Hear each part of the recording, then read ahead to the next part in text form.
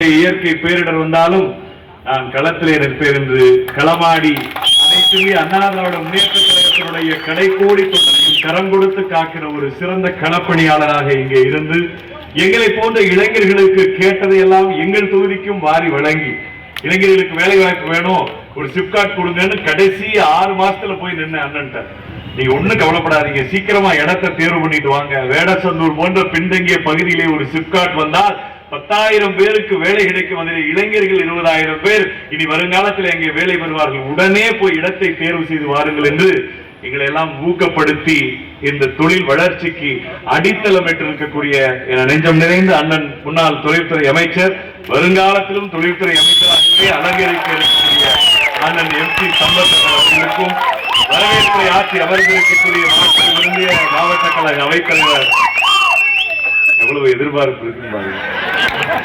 அந்த அளவுக்கு இங்க இருக்கிற அமைச்சர் நம்மளை நோகடிச்சிருக்காரு. அண்ணன் ஜி குமார் அவர்கள் பயங்கரமான விட்டு அவரோட தலைமை கழக பேச்சாளர் ஆயிடுவார். ஏதோ எங்களுக்காக பாவம் பார்த்து கொஞ்சம் டயத்தை விட்டுங்க சொல்லிட்டாரு. சோழி முடிஞ்சது. திமுக தயாரா இருந்துங்க, 6 மாசத்துல வருவோம், உத்தரதாண்ட ஆடுவோம், அடி தின்ன ரெடியா இருந்து போயிட்டாரு. அதான் உண்மை. தொண்டனுக்கு அதான் வேணும். திமுகவை பலமோடு எதிர்க்கிற தலைமையாக, அவை தலைமையாக இங்கே கருத்துரை வழங்கியிருக்கிற அண்ணன் குமார் அவர்கள் சிறப்பான முறையில் இங்கே முன்னிலை பொறுப்பேற்றக்கூடிய அன்புக்கினிய சகோதரர்கள், பகுதி கழகத்தினுடைய செயலாளர்கள் வெங்கட்ராமன் அவர்கள், பாலகிருஷ்ணன் அவர்கள், கந்தன் அவர்கள், தங்க வினோத்ராஜ் அவர்கள், காசிநாதன் அவர்கள். கடலூர் மாவட்டத்துக்காரன்னு சொன்னாங்க, சும்மா பொய் சொல்றாரு. திண்டுக்கல்காரன் ஒரு மனுஷன் 13 வருஷம் ஒரு மாவட்டத்துல வாழ்ந்து அந்த மாவட்டத்துக்காரன் தானே. சிதம்பரத்துல MBBS, சிதம்பரத்துல DRTO, சிதம்பரத்துல டிப்ளமோ டயபெட்டாலஜி, இவ்வளவும் படிச்சு கடைசியில சிதம்பரத்துல வேலையை பார்த்து என்னுடைய மனைவியும் கொண்டு வந்து சிதம்பரத்துல அண்ணாமலை யூனிவர்சிட்டியில அங்க குழந்தைகள் மருத்துவரா படிக்க வச்சு எம்எல்ஏவா இருக்கப்பவும் தெரியாம இங்க வந்து என் துணைவியார் இங்க படிக்கிறாங்க, அவங்கள பார்த்துட்டு போறதுனால கிட்டத்தட்ட ஒரு 15 ஆண்டு காலம் இந்த மண்ணிலே பழகியவன், இந்த மண்ணிலே வளர்ந்தவன் என்ற அந்த உணர்வோடு இந்த கூட்டத்திலே பங்கெடுப்பது மகிழ்ச்சி. இந்த கடலினுடைய வாசம், அந்த உப்பு வாசம், மீன் வாசம், உங்கள் உழைப்பினுடைய வேர்வை வாசம் அத்தனையும் பார்த்தவன். இங்க இருக்கிற மீனவ நண்பர்களுக்கு அண்ணாமலை பல்கலைக்கழக மருத்துவக் கல்லூரி மருத்துவமனையிலே இரவுப்பாக அவன் மருத்துவம் பார்த்து இந்த இயக்கத்தில் இருந்து இன்னைக்கு விஜயபாஸ்கர் அண்ணா இருக்கட்டும், அருண்மொழி தேவனா இருக்கட்டும், நிறைய மணிகண்டன் அமைச்சராக இருக்கட்டும், இந்த மாவட்டம் அதிமுகவுக்கு தந்த அத்தனை பேரும் இங்கே சிதம்பரம் இந்த மாவட்டத்திலே வந்தவர்கள். இவர்களோடு இருந்து பழகிய முறையில் இந்த கூட்டத்திற்கு என்னை அழைத்ததற்கு நம்முடைய மாவட்ட செயலாளருக்கு நன்றி கூறி, அண்ணாவினுடைய பிறந்த நாள் விழா, அண்ணாவினுடைய பிறந்த நாள் விழா என்பது மிக மிக முக்கியமானது. ஏன் முக்கியமானது? சாமானியனும் சாதனை படைக்கிற ஒரு உயர்ந்த பதவிக்கு வர முடியும். மிட்டா மிராசுகள் மட்டுமே அலங்கரித்த அமைச்சர் பதவிக்கு ஒரு சாதாரண ஏழை குடும்பத்தில் பிறந்தவன் வர முடியும் என்று நிரூபித்த ஒரு வரலாற்றை படைத்தவர் பேரறிஞர் அண்ணா அவர்கள்.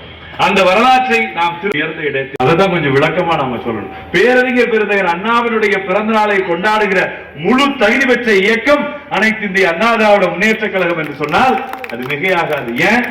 கருணாநிதியை திட்டமிட்டு கொலை செய்தார்னு எங்க மீனவரணி இணை செயலாளர் குற்றஞ்சாட்டிட்டு போயிருக்காரு. நாங்கள் என்ன பெருமையோடு சொல்லுகிறோம், அனைத்து இந்திய அண்ணா திராவிட முன்னேற்ற கழகம் என்று எங்கள் புரட்சி தலைவர் கட்சியினுடைய பெயரிலே அண்ணாவை வைத்திருக்கிறார், கொடியினுடைய பெயரிலே அண்ணாவை வைத்திருக்கிறார், கூடுதலாக கொள்கையிலும் அண்ணாவை வைத்திருக்கிறார். அண்ணாயிசம் என்ற கொள்கை நிறைய பேருக்கு தெரிந்திருக்கிற வாய்ப்பு இல்லை. அண்ணாயிசம் என்று 72 பக்க தலைவர் MGR அவர்கள் வெளியிட்டார்கள். அந்த புத்தகம் இன்னைக்கும் நிறைய லைப்ரரிகள் இருக்குது. நம்ம அடுத்த தலைமுறை இளைஞர் பாசறை சார்பால அந்த புக்கு கூட நாங்க கொடுக்கணும்னு பிளான் பண்ணியிருக்கோம். ஏன் இதை சொல்றேன்னு சொன்னால், பேரறிஞர் அண்ணா வகுத்து கொடுத்த பாதையில் தான் இந்த இயக்கம் இறுதி வரை செல்ல வேண்டும். ஒரு சாதாரண கிளை செயலாளர் கூட இந்த இயக்கத்தினுடைய பொதுச் செயலாளராக வர முடியும் என்ற ஜனநாயகம் இந்த இயக்கத்தில் இருக்க வேண்டும் என்று பேரறிஞர் அண்ணா அன்று சொன்னார். புரட்சி தலைவர் அதை சட்டமாக எழுதி வைத்தார். அந்த சட்டத்திற்கு வாழும் உதாரணமாக இன்று எடப்பாடியார் என்ற சிறுவம்பாளையத்து கிளை செயலாளர் அதிமுகவினுடைய பொதுச் செயலாளராக உயர்ந்து இருக்கிறார் என்று சொன்னால் நாங்க கொண்டாடலாம். அண்ணாவினுடைய பிறந்த நாளை திமுக கொண்டாட முடியுமா? தம்பி வா, தலைமையேற்க வா என்று திமுக அண்ணா உருவாக்கிய திமுகவினுடைய தொண்டர்களை மேடைக்கு அழைத்தவர் அண்ணா. நெடுஞ்செழியன் நாவலர் அவர்களை தலைமை பொறுப்புக்கு அழைத்தார் அண்ணா. ஆனால் இன்றைக்கு அந்த திமுக யாருடைய கையிலே இருக்கிறது? திமுகவிலே ஜனநாயகம் இருக்கிறதா? அண்ணா அவர்கள் உருவாக்கிய திமுக இன்றைக்கு கருணாநிதியினுடைய திமுக தானே மாறி இருக்கு. கருணாநிதியால் கபலீகரம் செய்யப்பட்ட திமுக. தெரிந்தோ தெரியாமலோ அதுல எம்ஜிஆர் உதவி செய்துட்டார் நண்பன்கிறதுக்காக. அன்றைக்கு அவர் செய்த ஒரு தவறு இன்றைக்கு ஒரு கருணாநிதியுடைய ஒட்டுமொத்த குடும்பமும் தமிழ்நாட்டை சூறையாடி கொண்டிருக்கிறது. கருணாநிதி, அதற்கு பிறகு ஸ்டாலின், அதற்கு பிறகு உதயநிதி, அதற்கு பிறகு இன்பநிதி வந்தாச்சு. இதுல வர்றது கூட கேவலம் கிடையாது. நீ அண்ணாவை மறந்துட்ட, அண்ணன் சொன்ன மாதிரி படத்துல கூட போறதில்ல. ஒரு 100 கட்டடம் திறந்திருக்கும். ஒத்தடிமை என்பதிலே பெருமை கொள்கிறோம் என்று மூத்த அமைச்சரே சொல்றான். துரைமுருகன் போன்றவர் என்ன சொல்றாங்க? கருணாநிதிக்கு வெஞ்சாமரை வீசினேன், ஸ்டாலினுக்கு வீசிட்டேன், உதயநிதிக்கும் வீசிட்டேன், இறைவன் எனக்கு நிறைய ஆயிலை கொடுக்கணும், நான் இன்பநிதிக்கும் வீசணும். விளங்குமா அந்த நாடு? ஐயா விளங்குமா? சொல்லுங்க.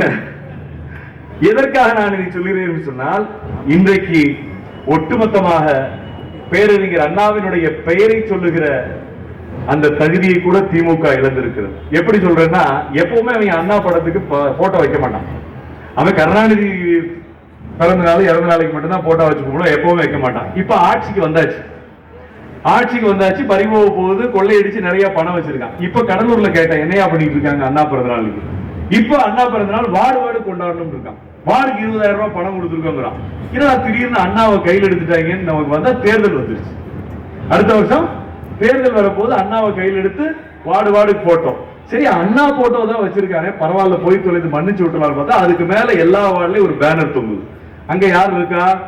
டோப்பா வச்சு ஸ்டாலின் உட்கார்ந்து இருக்காரு, அங்க நின்றுட்டு இருக்காரு, கையை வேற எப்படி வச்சிருக்காரு. என்ன சொல்ல வர்றாரு? அண்ணா பிறந்த நாள்ல இவர் என்ன சொல்ல வர்றாருன்னு பார்த்தா, என்ன ஆனாலும் தமிழ்நாட்டை நான் தலைகுனிய விட மாட்டேன் அப்படின்னு பிளக்ஸ் அடிச்சு எல்லா வார்டுலையும் கொடுத்துருக்காங்க. அண்ணா தலைக்கு மேல வேற அது தொங்குது. அதுதான் கேவலமே. வேற பக்கம் ஓரமா வச்சிருந்தா கூட பரவாயில்ல, என்ன ஆனாலும் தமிழ்நாட்டை நான் தலைகுனிய வைக்க மாட்டேன். பதில் நீங்க தான் சொல்லணும். தமிழ்நாடு இப்ப தலை குனிஞ்சிருக்கா? தலை நிமிர்ந்து இருக்கிறார். எடப்பாடியார் ஆட்சியிலே தலை நிமிர்ந்து இருந்தது. 5 வருடம் தொடர்ந்து அதிகமான நெல் உற்பத்தி செய்த மாநிலம் என்ற விருதை, கிருஷிகர்மான் விருதை எடப்பாடியார் பெற்றுத் தந்தார். 5 ஆண்டுகள் தொடர்ந்து உறுப்பு மாற்று அறுவை சிகிச்சையிலே அதிக பேருடைய உறுப்பை, இறந்தவர் உறுப்பை எடுத்து இல்லாதவருக்கு கொடுத்தவரை வாழ வைத்த ஒரு சிறப்பான துறை சுகாதாரத்துறை 5 வருஷம் மத்திய அரசுடைய விருதை வாங்கி தமிழ்நாட்டை தலைநிமிர செய்தது. கொரோனா காலத்தில் கூட அதிகமான முதலீட்டை ஈர்த்த மாநிலம், 82,000 பேருக்கு வேலை கொடுத்த மாநிலம் என்று அண்ணன் எம்.சி. சம்பத் அவர்கள் அந்த விருதை மத்திய அரசிடமிருந்து பெற்று வந்தார்கள். அன்றைக்கு தலைநிமிர்ந்து நின்றது தமிழகம். பாரதத்தினுடைய பிரதமர் மோடி சொல்லுகிறார், அனைத்து முதலமைச்சருடைய மாநாட்டிலே சொல்கிறார், எப்படி கொரோனாவை கட்டுப்படுத்த வேண்டும் என்று. இதோ சிலுவம்பாளையம் என்ற கிராமத்தில் இருந்து முதலமைச்சராக இருக்கிற எடப்பாடி பழனிசாமியை பார்த்து தெரிந்து கொள்ளுங்கள் என்று பாரதத்தினுடைய பிரதமர் மோடி இந்தியாவில் இருக்கிற அனைத்து முதலமைச்சரும் சொல்லுகிறார். அன்று தமிழகம் தலைநிமிர்ந்து நின்றது. ஒட்டுமொத்த விவசாயிகளுடைய வாழ்க்கையை கேள்விக்குறியாக்கிய ஹைட்ரோ கார்பன் மீத்தேன் திட்டம் திமுக காங்கிரசால் கொண்டு வரப்பட்டு விவசாயிகள் போராட்டம் நடத்திய போது இந்த எடப்பாடி பழனிசாமி ஒரே கையெழுத்திலே டெல்டாவை பாதுகாக்கப்பட்ட வேளாண் மண்டலமாக அறிவிக்கிறேன் என்று கையெழுத்திட்ட போது தமிழ்நாடு ஆளுமை மிக்க ஒரு தலைவரிடத்தில் இருக்கிறது என்று நாம் பெருமை கொண்டோம். இதெல்லாம் பெருமை. இப்ப ஒரு எருமைகள் ஆட்சியில் என்ன எம்பி முழுசா நீங்க எம்பி எலெக்ஷன்ல ஓட்டு போட்டு மத்திய அரசு போய் பேசுறா, அந்த பார்லிமெண்ட்ல போய் பேசுறான்னு அனுப்பிச்சிருக்கீங்க. கடலூர் எம்பி நீங்க பார்த்து எத்தனை நாள் ஆச்சு? ஐயா, கடலூர் எம்பி யாருன்னு சொன்னா 1000 ரூபாய் பரிசு கூட்டத்தில் இருக்காங்க. நீங்க நம்ப மாட்டீங்க, வச்சு இருக்கு. கடலூர் எம்பி யாருன்னு கூட்டத்தில் இருக்கால படக்குன்னு சொல்லணும், உடனே பரிசு 1000 ரூபாய். யாரும் சொல்லி கொடுக்க கூடாதியா? கரெக்டா சொல்லணும். சரி, மேடையில் இருக்காது சொன்னா 200 ரூபாய். அதுக்கு வாய்ப்பு இல்ல. ரொம்ப நிலைமை மோசமா இருக்கு எம்பிக்கு. அவர் ஓட்டு கேட்க வந்தாரு, இப்ப வந்தா எனக்கு என்ன தெரியும். 39 எம்பி, இதே 39 எம்பி அதிமுக எம்பி பார்லிமெண்ட முடக்கித்தான் தமிழ்நாட்டுக்கு காவிரியை கொண்டு வந்தாரு. நான் நினைவூட்ட கடமைப்பட்டிருக்கேன். இன்னைக்கு 39 எம்பி வச்சிருக்கேன்ல, நீ சரியான ஆம்பளை 100 நாள் வேலை திட்டம் தமிழ்நாட்டுல ஒரு 25 நாளைக்கு மேல உன்னால கொடுக்க துப்பு இருக்கா? அதிமுக ஆட்சியில நாங்க 85ல இருந்து 90ல இருந்து 100 நாள் கொடுத்தோம். பயிர் காப்பீடு திட்டம், விவசாயிகளுக்கான பயிர் காப்பீடு திட்டம் மத்திய அரசு கொடுக்கல, அதிமுக அரசு வாங்கி அந்த எடப்பாடியார் தன்னுடைய அரசு ஸ்டேட் ஃபண்ட வச்சு கொடுத்தாரு. நீ இன்னைக்கு விவசாயிகளுக்கான பயிர் காப்பீடு நிலுவைத் தொகை வாங்க முடிஞ்சிருக்கா? இல்ல. கச்சத்தீவை மீட்டு கிழிப்பேன்னு வாக்குறுதி கொடுத்திருந்தீங்க. இன்னைக்கு மத்திய அரசுல 39 பேர் இருக்க, 4.5 வருஷம், 2 பீரியட் 10 வருஷம் முடிய போகுது. என்ன செஞ்சீங்க? தமிழ்நாட்டு உரிமை கச்சத்தீவு மீனவர்களை டெய்லி சுட்டு கொள்றான். கடல் எல்லை தாண்டா போட்டு ரைடு பண்ணிட்டு போயிடுறான், காலை உடைக்கிறான், வலையை கிழிக்கிறான். 2 முறை மக்கள் உங்களை நம்பி பாராளுமன்றத்துக்கு அனுப்பி இருக்கிறார்கள். நீ சரியான அரசியல் ஆண்மையுடையவர். ஸ்டாலின் அவர்களும் உதயநிதி அவர்களும் கனிமொழி அவர்களும் என்ன செய்திருக்க வேண்டும்? அங்கே முடக்கி இருக்கணும்ல, நாடாளுமன்றத்தில் குறுக்க படுத்திருக்கணும் இல்லையா? எங்க எம்பி அங்கதானே படுத்து இருந்தாங்க. 21 நாள் இந்திய துணைக்கண்டத்தினுடைய நாடாளுமன்றம் நடக்க முடியவில்லை. அதிமுக எம்பி விட மாட்டேங்கிறான், காவிரியை தந்தா தான் விடுவேங்கிறான். நீங்க சென்ட்ரல் ஹால்ல ரசகுல்லா சாப்பிடுற, ரசகுல்லா நல்லா இருக்கும் பார்லிமெண்ட்ல, நீ சாப்பிடுற.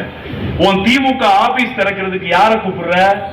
அங்க ஜேபி நட்டாட்ட போய் டிஆர் பாலு நிக்கிறார், ஐயா எங்க ஆபீஸ திறக்கிறதுக்கு நீ வாங்க. இங்க கேட்டா மோடி ஒளிக, கோ பேக் மோடிங்கிறான். இங்க அவங்க அப்ப சிலையை திறக்கிறதுக்கு யார் வரணும்? கருணாநிதி சிலைய துணை ஜனாதிபதி. காயின் வெளியிடுற அவங்க அப்பா யார் வரணும்? பிஜேபி ராஜ்நாத் சிங், பாதுகாப்புத்துறை அமைச்சர் வரணும். கேட்டா பிஜேபிக்கு நாங்களுக்கு சண்டை, ஒன்றிய அரசு நாங்க. அப்ப நீ உண்மையிலே தமிழ்நாட்டு மக்களுடைய உரிமை மீது அண்ணா சொன்னது போல அதிமுக நடந்துருச்சு. நீ என்ன பண்ணிருக்கணும்? கச்சத்தீவை மீட்டிருக்கணும், மீட்ல. மேகதாதுல அணை கட்டுறேன்னு சொல்றான் கர்நாடகால, காங்கிரஸ் தான் அங்க ஆட்சியில் இருக்கு. இங்க இருந்து ஸ்டாலின் காங்கிரஸ் ஜெயிக்கிறதுக்கு பிரச்சாரத்துக்கு போறார், சித்தராமையாவுக்கும் சிவகுமாருக்கும் போய் ஓட்டு கேட்கிறார். ஆனா மேகதாது கட்டி தொலையாதீங்கடா, காரி துப்புறாங்க அதிமுக காரங்கன்னு போய் சொல்றதுக்கு துப்பு கிடையாது. அப்ப தமிழ்நாட்டு உரிமையை விட்டு கொடுக்குறீங்க. இப்படி நாங்க வரிசையா சொல்லிட்டே போலாம். ஒண்ணு வேண்டாம், கிராமத்துல இருக்கிறவங்க பெரிய தனியார் ஸ்கூல்ல படிக்கிறதுக்கு ஒரு சட்டம் இருக்கு, கல்வி உரிமை சட்டம்னு ஒண்ணு இருக்குங்க. ஒரு 200 பேரை கான்வென்ட்ல சேர்த்தானா 25 பேர் ஏர் வைக்கிறேன் வையி, காலேஜ் காட்டு. இவன் ஒருத்தர் செங்கலை தூக்கிட்டு வந்தான் உதயநிதி, எல்லா ஊர்லயும் போய் செங்கல், எய்ம்ஸ் வரல, வெறும் செங்கல் தான் இருக்கு. நிறைய பேருக்கு அது விவரம் எங்காளுக்கே தெரியாது. அண்ணன் எடப்பாடியார் அவர்கள் மத்திய அரசிடம் பேசி இந்தியாவினுடைய கௌரவம் எய்ம்ஸ் மருத்துவமனைனா சுகாதாரத்துறையிலே உச்சபட்ச மருத்துவமனை, அனைத்து வசதியிலும் கொண்ட மருத்துவமனையை தமிழ்நாட்டுக்கு அண்ணன் எடப்பாடியார் பெற்று வந்த 2 மாதத்துல 200 ஏக்கர் நிலம் அங்கிருந்து மதுரை ஆர்வி உதயகுமார் மூலம் கலெக்டர் பேர் முதற்கொண்டு சொல்ற வினை அங்கே கொடுத்தாச்சு. ஒரே ஆண்டுல அங்கே 60 மாணவர்கள் சேர்க்கை நடைபெற்று, கட்டணம் இல்லாத காரணத்தினால 60 மாணவர்கள் எய்ம்ஸ்ல படிக்கிற மாணவர்கள் ராமநாதபுரம் மருத்துவக் கல்லூரியிலையும் மதுரை மருத்துவக் கல்லூரியிலையும் சேர்த்து விட்டாச்சு. இதெல்லாம் எப்ப நடக்குது? உங்களை செங்கலை காமிச்சு ஏமாத்துறதுக்கு 6 மாசத்துக்கு முன்னாடியே நடந்துருச்சு. ஆனா பாவப்பட்ட எங்க மக்கள் அவன் செங்கலை காட்டணும்னு நீங்க எதை பார்த்து மயங்கினீங்கன்னு தெரியல. அவனை ஆட்டு நான் பாட்டுக்கு எல்லா பக்கமும் செங்கலை காமிச்சு ஏமாத்திட்டு போயிட்டான். ஒருத்தன் கூட கேட்கல, ஏண்டா எய்ம்ஸ் தான் வந்துருச்சேடா, 60 பிள்ளை படிக்குதேடா, கட்டடத்துக்கு மாநில அரசு 200 ஏக்கர் கொடுத்துருச்சேடா, மத்திய அரசு பணம் கொடுத்தா கட்டுவாங்கலடா, உனக்கு என்னடா கேடுன்னு கேட்கறதுக்கு ஒரு படிச்சவன் இல்ல இந்த ஊர்ல. அதனாலதான் அதிமுக இன்றைக்கு எதிர்கட்சியாக இருக்கு. இந்த எய்ம்ஸ் ரெடி ஆயிருச்சுன்னு சொன்னா லட்சக்கணக்கான ஏழை மக்களுக்கு அப்பல்லோவுல கிடைக்கிற மருத்துவம் கிடைக்கும். ஏன் இதை சொல்லுவேன்னு சொன்னா, இனிமேலும் கடலூர் மாவட்ட மக்கள் பிஜேபிக்கு அடிமை, மத்திய அரசுக்கு அடிமைன்னு சொன்னா ஏமாந்துடக்கூடாது. அனைத்து இந்திய அண்ணா திராவிட முன்னேற்ற கழகம் பேரறிஞர் அண்ணாவுடைய வழியிலே கட்டுண்டு வாழும், யாருக்கும் கட்டுப்பட மாட்டோம், பிரிவினை நாடும். ஒன்றிய அரசு இவன் ஆகாதவன், அவன் வடநாட்டா, இவன் தெக்க நாட்டான்னு சொல்லி நாங்க பிரிவினையை நாட மாட்டோம். கட்டுண்டு வாழும், பிரிவினை நாடும், சமநிலையில் இணைவோம், எங்களோட ஒத்து போனா இணைவோம், எங்க உரிமை மீது கை வைத்தால் உன் சட்டையை பிடிப்போம். இதுதான் அதிமுகவினுடைய கொள்கை.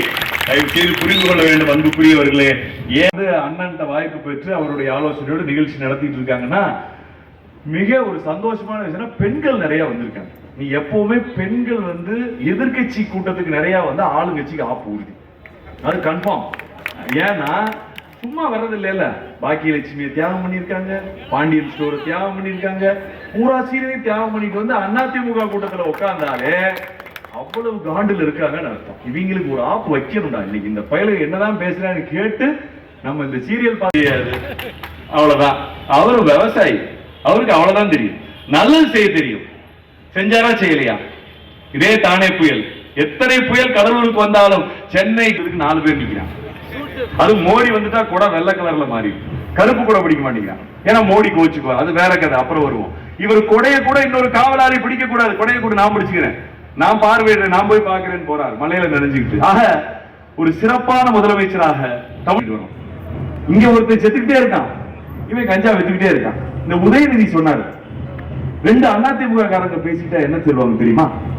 அவங்க நீ இந்தனியா அந்தனியா யோசிச்சுட்டு பேசாம இருப்பாங்கன்னா, டேய் நாங்க எல்லாருமே எடப்பாடியார் அணியாகி 3 வருஷம் ஆகி போச்சா, முட்டா பசங்களா? ஆனா எடப்பாடியார் பக்கம் இருக்கும். திமுக சந்திச்சா என்ன பேசுவாங்கன்னா, தலைவர் என்ன வேலை கொடுத்துருக்காரு, தலைவர் சொல்ற வேலைகளை உடனே கட்சி வேலையில செய்யணும்னு பேசிக்குவாங்க. நான் சொல்றேன், திமுக சந்திச்சா என்ன பேசுவானா, மாப்பிள்ள இந்த தெரு சில்லிங் எனக்கு, இதுக்குள்ள நீ வரக்கூடாது, அந்த வார்டு தெருவில் சந்துல சாராயம் வைக்கிறது எனக்கு, நீ அதுக்குள்ள வரக்கூடாது. இதுதான் அவன் பேசிட்டு இருக்கான். கரெக்டா இல்லையா? லாட்டரி விற்கிறான், கஞ்சா விற்கிறான், அதை எப்படி பங்கு போட்டுக்கலாம்? பிரியாணி கடைக்கு போனா எப்படி காசு கொடுக்காம சாப்பிடலாம்? பிரியாணி கடைக்கு போனா எப்படி காசு கொடுக்காம சாப்பிடலாம்? எவன் சொத்தை அடிச்சு கொடுங்கலாம். இதுதான் திமுக காரை சந்திச்சு பேசுறது. மக்கள் நலன் சார்ந்து எதுவும் பேசுறது இல்லை.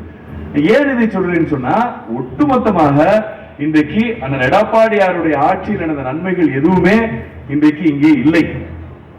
நீ ஓரணியில் தமிழ்நாடுன்னு சொல்லி ஸ்டாலின் கிளம்பியிருக்காரா? எல்லாரும் வீட்டுக்கு வந்து ஸ்டிக்கர் ஒட்டினாங்களா? எல்லாரும் வீட்டுக்கு வந்து ஸ்டிக்கர் ஒட்டினாங்களா? ஒட்டலையா? ஓரணியில் தமிழ்நாடு. ஏன்னா நீங்க எல்லாம் கொஞ்சம் சிந்தித்து பார்க்கணும். தேர்தல் வரும்போதுதான் இந்த நாடகம் நடக்குது. மக்கள் மறக்க கூடாத ஒரே விஷயம், 505 பொய் வாக்குறுதி கொடுத்து உங்க ஓட்ட வாங்க. 505, 1 இல்ல 2 இல்ல. சதுரங்க வேட்ட படத்துல சொல்லுவானா, எல்லா மேடையிலையும் சொல்றேன், ஒருத்தனை ஏமாத்தணும்னா ஒருத்தனை நீங்க தான். உங்களை ஏமாத்தணும்னா உங்க ஆசையை தூண்டணும்.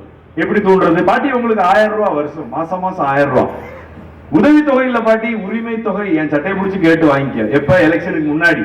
எலெக்ஷனுக்கு அப்புறம் அவன் சட்டையை எங்க பிடிக்கிறது? அவன் கோட்டையில இருக்கான். திமுக காரன் சட்டையை தொட்டாலே வெட்டுவான். எங்க அண்ணன் சம்பத்தனா கட்டி பிடிக்கலாம், சட்டையை அழுக்காக்கலாம், ஒண்ணும் சொல்ல மாட்டாரு. நீங்க போய் எம்ஆர்கே கிட்ட போனீங்கன்னு வச்சுக்கோங்க, தள்ளி நில்லு, தள்ளிப்போ, இதுதான் நடக்கும். ஏன்னா அவர் பஸ் ஸ்டாண்ட் அவர் ஊருக்கு கொண்டு போறதுல பிஸியா இருக்கு. இப்படியே சிரிச்சுக்கிட்டே இருக்காதீங்க. கடலூர் மாநகராட்சி, கடலூருடைய தலைமையிடத்துல இருந்து அமைச்சர் பஸ் ஸ்டாண்ட் அவர் தூதி கொண்டு போல பிஸியா இருக்கிறாரு. வேற கதை, அப்புறம் வர்றேன். ஆக உங்களை ஆசையை தூண்டணும். 1000 ரூபாய் தரேன். சரி, உங்களை ஏமாத்தியாச்சு 1000 ரூபாய். பையன் இருக்கானே படிச்சவன், அவனை எப்படா ஏமாத்துறது? தம்பி, உன் கல்வி கடனை ரத்து பண்றேன். ஐயோ அப்படியா? நான் 10 லட்சம் வாங்கியிருக்கேன், ரத்து பண்றீங்களா? ரொம்ப சந்தோஷம். அவன் ஓட்ட வாங்க. அரசூழியர் எப்படி ஏமாத்துறது? அவன் மேதாவி. அரசூழியர் மெத்த படித்தவர், மேதாவி. அவர் தான் இப்ப நீ திமுகவுடைய அஸ்திவாரம். அவர் எப்படி ஏமாத்துறது? உனக்கு பழைய ஓய்வூதிய திட்டம் வச்சுக்க, உடனே வந்தோன்னு போட்டுருவேன், நீ ஒன்னும் கவலைப்படாது. இப்படி வாயை பார்த்துட்டு உட்காந்துரு, எலெக்ஷன் ரிசல்ட் வந்தோன்னு கையெழுத்து போட்டுருவேன். இன்னும் வாயை பார்த்துட்டு உட்காந்து, இன்னும் வாயை பார்த்துட்டு உட்காந்துருக்கேன்.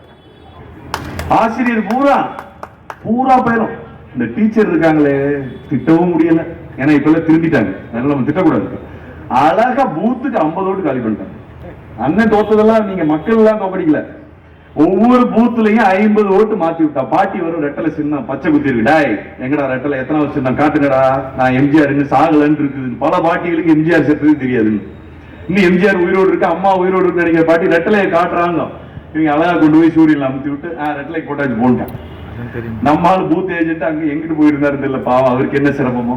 அவர் வேடிக்கை பார்த்த கேப்ல பூத்துக்கு 50 ஓட்டு காலி. அப்ப ஆசிரியர்களுக்கு பழைய ஓய்வு திட்டம். இப்படி யாருக்கு என்ன சொன்னோமோ எல்லாத்தையும் சொல்லி ஏமாத்தாச்சு. நீங்க சிந்தித்து பார்க்கணும்.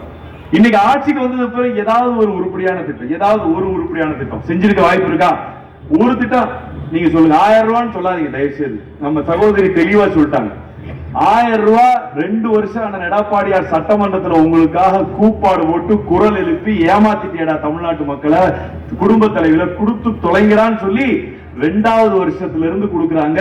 உங்களுக்கு 3 வருஷம் முழுசா கொடுத்தாலே 36,000 ரூபாய் தான். 3 வருஷம் முழுசா கொடுத்தா எவ்வளவு? 36,000 ரூபாய். அண்ணன் எடப்பாடியாரு அம்மாவும் கொடுத்த தங்கம் எவ்வளவு? இப்ப 80,000 ரூபாய். அண்ணன் எடப்பாடியாரு அம்மாவும் கொடுத்த லேப்டாப் எவ்வளவு? 45,000 ரூபாய். அண்ணன் எடப்பாடியாரும் அம்மாவும் கொடுத்த உதவித்தொகை பெண்கள், படித்த பெண்கள் திருமணத்துக்கு எவ்வளவு? 50,000 ரூபாய். அண்ணன் எடப்பாடியாரும் அம்மாவும் 10ஆம் வகுப்பு படித்த பெண்களுக்கு கொடுத்த உதவித்தொகை எவ்வளவு? 25,000 ரூபாய். நான் சொல்றேன், 3 திட்டத்துல மட்டும் 1,45,000 ரூபாய் உங்க வீட்டுக்கு வர வேண்டியதை சுவாகா போட்டுக்கிட்டு 36,000 ரூபாய் கொடுக்குறேன்னு நாய்க்கு பிஸ்கட் போடுற மாதிரி போட்டுக்கிட்டு இந்த 1000 ரூபாயை மக்களினுடைய வரிப்பணத்தை நேரடியாக தமிழ்நாட்டை கொள்ளையடிப்பதற்கு உங்களுக்கு லஞ்சமாக கொடுத்திருக்கிறார் என்று குற்றச்சாட்டு. உங்களுக்கு கொடுத்த லஞ்சம் தான் அந்த 1000 ரூபாய். நான் பாட்டுக்கு கடலூர் மாநகராட்சியில மேயர் சம்சாரத்தை வச்சு வீட்டுக்காரரை வச்சு கொள்ளையடிச்சுட்டே இருப்பேன். கூட்டுறவு பெருக்கிறவனு கூட சம்பளம் போட மாட்டேன். 2 மாசம் 4 மாசம் நாளும் சம்பத்தன்னை போறாருனாலும் போட மாட்டோம், வர்த்தகர் சங்கம் போறாருனாலும் போட மாட்டோம், யார் போறாருனாலும் போட மாட்டோம். அது நாங்க வட்டி கூட்டி சம்பாதிச்சுட்டு இருக்கோம். அப்புறம் 4 மாசம் கழிச்சு போட்டா போடுவோம். யாருடைய சம்பளத்துல? கூட்டுறவு பெருக்கிற ஒரு சாதாரண துப்புரவு தொழில் செய்யறவர்களுடைய அந்த வயிற்றுல கூட அடிப்பேன் என்று சொல்லுகிற ஒரு அவலம் இன்றைக்கு கடலூர் மாநகராட்சியில் இருக்கு. நான் ஏன் இதை சொல்லுறேன்னு சொன்னா, இவர்களுடைய இந்த போலி வாக்குறுதிகள் இதையெல்லாம் நம்ம நம்பி ஏமாந்துருக்கோம். அதை இனிமேலும் நீங்க தொடர்ந்து நம்பினீங்க அப்படின்னு சொன்னா தமிழ்நாட்டை ஆண்டவனாலும் காப்பாற்ற முடியும். எம்ஜிஆர் உருவாக்கின ஆட்கள் நீங்க, புரட்சி தலைவி அம்மா உருவாக்கின ஆட்கள், ஒரே மனுஷங்க. 71 வயதுல 51 நாட்கள் தொடர் பிரச்சாரம், 150 சட்டமன்ற தொகுதிகளை சுழன்று வந்து அதிமுக இன்னும் விறுவிறுப்பாக ஆரோக்கியமாக அடித்தட்டு மக்களுக்கு உழைப்பதற்காக தயாராக இருக்கிறது என்று பிரகடனப்படுத்திக் கொண்டிருக்கிற ஒரு பொதுச் செயலாளர் உங்க கூட இருக்காங்க. பிஜேபி பார்த்தாச்சு, அமித்ஷாவையும் பார்த்தாச்சு, எல்லாரையும் பார்த்தாச்சு. யாராவது நல்லா வந்தா அரவணைச்சுக்கோ, சேட்டை பண்ணா போயிட்டே இருக்கு, போயிட்டே இருக்கு, அவ்வளவுதான். தனியா பார்த்துக்கிற தகுதியும் திறமையும் அதிமுகவுக்கு இருக்கிறது. நீங்க முதல்ல டீ கடையில சேர்ந்தா தாங்க பேசணும். யாரங்க சேர்க்கணும்? அம்மா உட்கார்ந்த சேர்ல செருப்பு வச்சால சேர்க்கணுமா? அவசியமா? அதிமுகவுடைய கோயில் ராயப்பேட்டையில இருந்தது, அந்த கோயிலை எட்டி உதைச்சால இப்ப சேர்க்கணுமா? அவசியமா? நமக்கு என்ன முதுகெலும் இல்லையா? இல்ல ஏதோ எல்லாத்துக்கும் முட்டி தேஞ்சு போச்சா? நம்மளால உழைக்க முடியாது, அதிமுக வெற்றி பெற செய்ய முடியாது. இத்தனை மக்களுடைய எதிர்ப்பு இருக்கிறது. அதிமுக தொண்டன் ஒற்றுமையாக இந்த கடலூர் மாவட்டத்திலே களம் கண்டால் எம்ஆர்கே பன்னீர்செல்வம் அவங்க தாத்தா அப்பத்தா யார் வந்தாலும் சரி, இங்கே அந்த எடப்பாடியாருடைய கொடி பறக்க வேண்டும். அதற்கு நீங்கள் முழுமையாக முயற்சி செய்ய வேண்டும். நாம நம்பணும் ஃபர்ஸ்ட். தயவு செய்து அதை நீங்கள் புரிந்து கொள்ளுங்கள். உதயநிதி ஸ்டாலின் அடுத்த முதலமைச்சரானா என்ன ஆகும் நாடு? யாராவது சினிமா நடிகைக்கு வித்துட்டு போயிடுவாங்க. தயவு செய்து நீங்கள் புரிந்து கொள்ள வேண்டும். அவரோடு இருக்கிற அமைச்சர்கள் மா சுப்பிரமணி போன்றவர்கள்லாம் இன்னைக்கு நெருக்கி உதயநிதி ஸ்டாலினுக்கு நேரடியான ஜாலராமா மாறி இன்னைக்கு ஒரு விழால பேசுறாரு. உதயநிதி தான் அடுத்து திமுகவை காப்பாற்றுகிற ஒரு மிகப்பெரிய பொக்கிஷம். அது இல்லாம நம்மள வேற திட்டாரு. அம்மா மினி கிளினிக் ஒரு பெரிய பித்தலாட்டம்னு சொல்றாங்க. அம்மா மினி கிளினிக்லாம் 2000 அம்மா மினி கிளினிக் ஒரு மிகப்பெரிய ஒரு வரப்பிரசாத தமிழ்நாட்டுக்கு. அதை இன்றைக்கு அவர்கள் நிறுத்தி இருக்கிறார். இப்படி மக்கள் விரோதமாக செயல்படுகிற திமுகவிற்கு முடிவு கட்டுவதற்காக அந்த எடப்பாடியார் எழுச்சி பயணம் மேற்கொண்டிருக்கிறார். 71 வயசு, 71 வயசு இருக்கால் கூட கை தூக்குவீங்க. 71 பாத்துங்க, இவங்களை பாத்துங்க.